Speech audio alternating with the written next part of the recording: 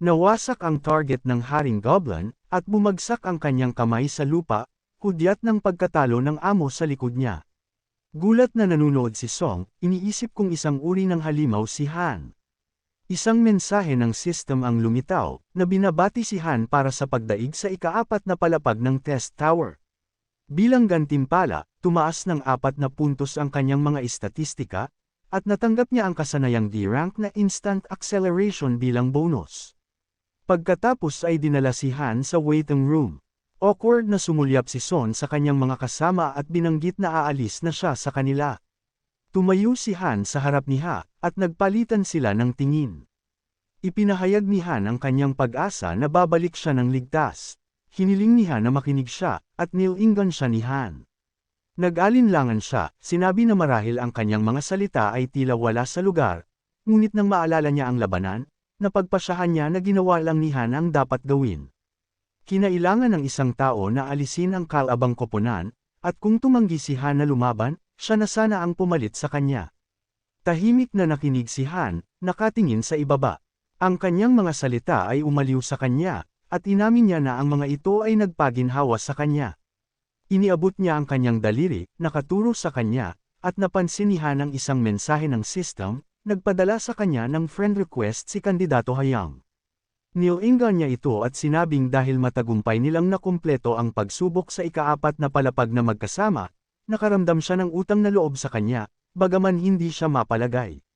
Sinabi niya sa kanya na kapag bumalik siya sa Earth, dapat niyang hanapin si Lehon mula sa White Guild. Si Han, na nahihiya, umalis, at pumasok siya sa portal. Tumingin si Han sa gilid, napagtanto na isang pagsubok na lang ang natitira, mayroon siyang mahalagang desisyon na dapat gawin. Tiningnan niya ang mga kaluluwa ng mga kalaban na natalo niya at pinag-iisipan kung hihigop ba sila. Ang pag-iisip ay bumigat sa kanya habang napapalibutan siya ng madilim na enerhiya mula sa mga katawan. Siya ay nag-alinlangan, hindi sigurado kung siya ay tumatawid sa isang hindi maibabalik na linya. Matapos ang ilang pagmumuni-muni, nakangiti siyang tumayo at ibinalita na nakapagdesisyon na siya. Bagaman wala siyang pagnanais na pumatay, naunawaan niya na para lumakas sa hindi mapagpatawad na kapaligiran ito, kung minsan ay kailangan niyang pumatay. Hinawakan niya ang kaluluwa ng demon at sinimulan ang proseso ng pagsipsip, nauunawaan na ang mga bagong ambisyon ay lumalaki na ngayon sa loob niya. Ang Trial Tower ay nag-aalok sa kanya ng pagkakataon na maging mas malakas, at determinado siyang umakyat sa taas nito. Pumasok siya sa portal at natagpuan ang sarili sa waiting room ng ika-5 palapag. Isang mensahe ng system ang lumitaw, na nagpapahayag ng pagsisimula ng isang sistema ng pagraranggo para sa mga aplikante, na nagbubuod sa mga resulta ng mga pagsubok. Pinag-isipan ni Han ang mensahe, na nag-udyok sa kanya na ipasok ang kanyang pangalan. Pagkaraan ng ilang sandali, nag-type siya ng Hunter sa screen. Ipinakita ang buod sa ika-4 na palapag, at nagulat si Han nang makita ang kanyang ranggo sa ika-16 na pwesto na may status na A-rank na Hunter. Ang kanyang oras para sa pagkumpleto ng pagsubok ay 11 oras, 14 na minuto, at 51 segundo, at ang kanyang tagumpay ay na-rate na SS dagdag. Ang pangkalahatang ranggo para sa pagsubok sa ika-4 na palapag ay naglagay sa kanya sa kategoryang A-rank, na ikinagulat ni Han. Ang nangungunang 50 aplikante ay kikilalanin bilang mga trailblazer, na may mga benepisyo sa ika-8 palapag. Ang mga nagpapanatili ng katayuan ng trailblazer hanggang sa ika-8 palapag ay makakatanggap ng espesyal na pribilehyo ng halo. Ipinagpalagay ni Han na maaaring ito ay isang uri ng pagpapahusay ng kasanayan. Nagtataka, nag-scroll siya sa mga tala ng system, nagpaplanong kunin ang mga detalye sa ibang pagkakataon. Ang isa pang mensahe ng system ay humiling sa kanya na pumili ng isang kaluluwa na sisipsipin. Kasalukuyan siyang may 4 na kaluluwa sa posibleng 15, ang mga manlalarong sina Lin, Liu, I.M., Sang Yun, at ang Goblin King. Naabsorb ni Han ang lahat ng ito, at isang bagong mensahe ng system ang nag-utos sa kanya na taasan ang kanyang mga istatistika gamit ang mga mapagkukunan. Naisip ni Han kung gaano siya naging malakas at kung ano ang pakiramdam niya na nalampasan niya ang mga hangganan ng mga kakayahan ng tao. Bumili siya ng return stone na nireranggo sa F-dagdag at papayagan siyang umalis sa tower sa loob ng 3 araw at bumalik sa kanyang orihinal na lokasyon. Hawak ang bato na naglalabas ng maitim na enerhiya, nag-isip si Han kung maaari ba itong gamitin sa kanyang kagamitan. Kung saan nagsimulang sumipsip ang bato at nagsimulang mag-redirect si Han sa kanyang destinasyon, Earth, ngumiti siya at sinabing babalik siya. Di nagtagal, lumitaw ang isang mensahe ng system, na nagpapatunay na kinilala ng Pangulo ng Ukraine ang kanyang hangarin na bumalik. Isang maliwanag na butas ang nabuo sa ilalim niya, at nagsimula siyang mahulog dito. Ang mensahe ng system ay nagpakita na ang proseso ng takeover ay nagsisimula, at ang huling destinasyon ay ang Earth. Habang hinihila pababa si Han, napasigaw siya sa takot. Ang mensahe ng system pagkatapos ay nakumpirma na ang Challenger Han ay ligtas na nakabalik, kahit na hindi sa kanyang orihinal na tirahan. Napag-alaman na sa loob ng ilang araw, muli siyang ililipat sa Tower of Trials. Ang kanyang silid, na naliligo sa sikat ng araw, ay may mga kurtinang lumilipad sa hangin.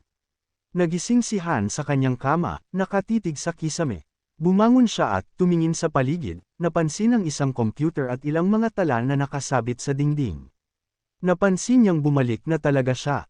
Muli siyang nahiga, iniisip na kailangan niyang matulog para makapaghanda sa panibagong simula. Kung ikukumpara sa kama sa waiting room, ito ay isang tunay na paraiso. Gayunpaman, ang kanyang mapayapang pahinga ay nag-ambala ng isang hindi kanais-nais na amoy. Mahina siyang tumayo, bumubulong na ang amoy ay hindi mabata, at nagpasya na ang kanyang unang gawain ay ang maglinis. Habang nakatingin siya sa ibaba, napansin niyang natapakan niya ang kanyang kalasag, na nakalatag sa tabi ng kanyang espada sa sahig. Pagkakuha sa kanila, naisipan ni Han na tingnan kung sakali. Lumalabas na ang mga item mula sa Tower of Trials ay maaari talagang dalhin sa Earth. Nangangahulugan ito na maaaring dalhin din ng ibang mga aplikante ang kanilang mga gamit. Napagtanto ni Han na kailangan niyang kumilos ng mabilis, sa lalong madaling panahon, ang bilang ng mga tao na babalik sa Earth ay tataas ng husto, na humahantong sa pag-akyat sa mga item at isang matinding pagbaba sa presyo ng mga kagamitan sa mga ngaso sa merkado. Determinado, tumayo siya, napagtanto na kailangan niyang alisin ang kagamitan sa lalong madaling panahon. Ang tanging isyu lamang ay ang mga may kwalipikasyon ng hunter ang maaaring magbenta ng mga item sa merkado. Sa pagtingin sa mga tala sa dingding, naalala ni Han na orihinal niyang binalak na mag-apply para sa pagsusulit sa hunter at ipasa ito sa kanyang susunod na pagbabalik. Kinuha niya ang kanyang telepono at tiningnan ito, napagtantong marami pa siyang dapat panghawakan kaysa sa naisip niya.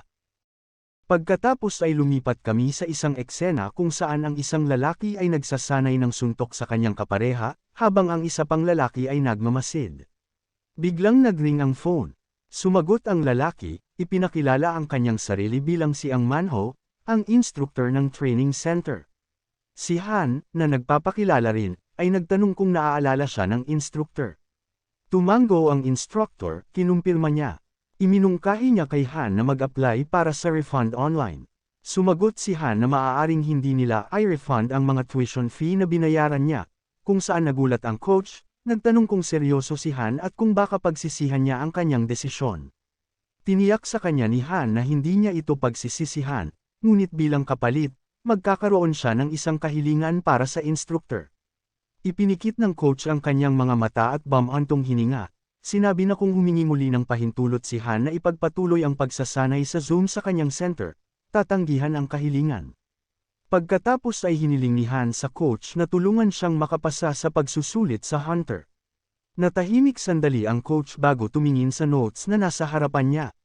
Nakasaad dito na hindi karapat-dapat si Han para sa pagsusulit. Itinuro ng coach na tila nakalimutan ni Han ang kanyang nakaraang midterm assessment, na nagtapos sa isang F-rank, isang halos hindi pumasa na grado. Inamin ito ni Han at kinumpirma na alam niya ito. Sinabi ng coach na ang isang taong walang kakaibang katangian ay hindi makakapasa sa pagsusulit, ngunit pinutol siya ni Han, at sinabing kahit na tumanggi silang tulungan siya, hindi siya hihingi ng refund. Pagkatapos ay nag-alok si Han na gumawa ng isang deal, kailangan lang niya ang coach upang ayusin para sa kanya na kumuha ng pagsusulit sa kwalipikasyon ng hunter ngayon. Pagkatapos, pumunta si Han upang maglaba, inilagay ang kanyang mga damit sa basket, at naligo. Habang pinagmamasdan niya ang sarili sa salamin, nagulat siya sa kanyang slim, toned body, napansin niya kung gaano kalaki ang pagbabago ng kanyang pangangatawan ayon sa kanyang pag-unlad. Gayunpaman, walang oras upang magpahinga, dahil mayroon siyang appointment para sa pagsusulit at kailangan niyang magmadali. Mabilis siyang nagbihis, umalis sa kanyang apartment, at tumakbo sa isang kapitbahay na papasok sa kanyang apartment. Tumingin si Han sa kanya at napagtanto kung gaano niya na-miss ang simpleng pang-araw-araw na buhay na dati niyang tinatamasa. Kahit na makakita ng kapitbahay na dumaan ay parang isang kaaya-ayang sandali ngayon. Binati siya ng kapitbahay, na 1,000 taon nang nagsisikap na maging mangangaso. Ngumiti pabalik si Han at binati siya ng magandang araw, at habang lumalayo siya, napansin niya kung gaano siya lumaki, na napansin na hindi na siya kasing ikli ng dati.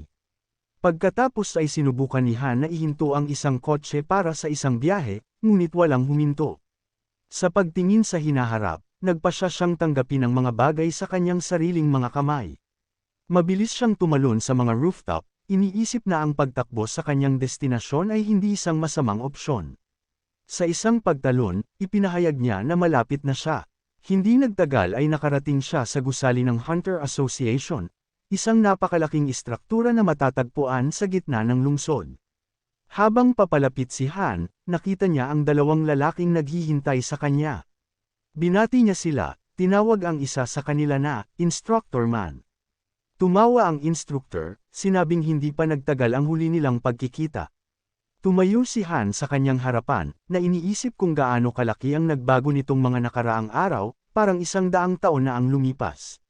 Ang instructor ay tumingin sa kanya nang may pagtataka at nagtanong kung si Han ay nagdala ng maraming kasama niya, na sinagot ni Han na ito ay isa lamang sa mga araw na iyon, walang madali tungkol dito.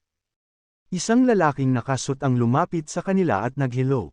Nagpakilala siya bilang si Kim Daino, at sinabi niyang siya ang magiging examiner ni Han na magsusubaybay at magsusuri ng kanyang pagsusulit. Tumingin si Kim sa unahan at nahulaan niyang alam na ni Han na ang isang instructor na lalaki ay hindi na kinakailangang kumuha ng theory proficiency test at interview. Tinanong ni Kim kung may iba pang katanungan si Han tungkol dito, at sumagot si Han na magiging maayos ang kanyang pagsusulit. Pagkatapos, tinanong ni Kim kung maaari na silang magsimula. Sinabi niyang sundan siya, at nakita nila si Han na nakatayo sa gitna ng silid na may hawak na espada. Ang mga instructor na nakatayo sa taas ay pinapanood sila at tinawag si Kim, sabay sabing huwag kalimutan ang kahilingan ni Han na alisin siya agad pagkatapos ng pagsusulit. Sinabi kay Han na kapag handa na siya, kailangan niyang piliin ang antas ng kahirapan ng pagsusulit, na maaari niyang itakda mula 1 hanggang 10. Tumingin si Han sa harapan at nakita ang isang duwende na nakatayo sa kanyang harapan. Dati, laging pinipili ni Han ang pinakamababang antas ng kahirapan sa pagsusulit, at sa tuwing natatalo siya sa isang ordinaryong goblin, naaalala niya kung paano niya hinahawakan ang nanginginig niyang kamay at nagtataka kung bakit siya ganoon kaina. Sinabi ng lalaking examiner na natural lang na piliin ni Han ang pinakamadaling antas. At dito muna nagtatapos ang ating recap. Ka-recap, maraming salamat sa walang sawang pagsuporta, mag-iingat lagi kayo ka-recap, peace.